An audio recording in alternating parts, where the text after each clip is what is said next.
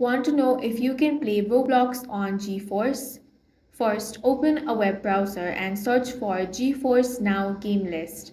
Now go ahead and click on the first website of NVIDIA's official website.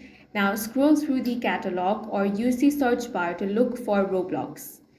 Unfortunately, you'll notice Roblox doesn't appear, meaning GeForce Now still doesn't support it as a cloud playable game.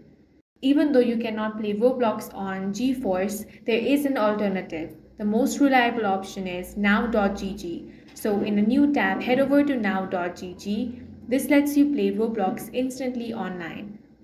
You can sign in with your Roblox account and play directly through the cloud. No installation is required.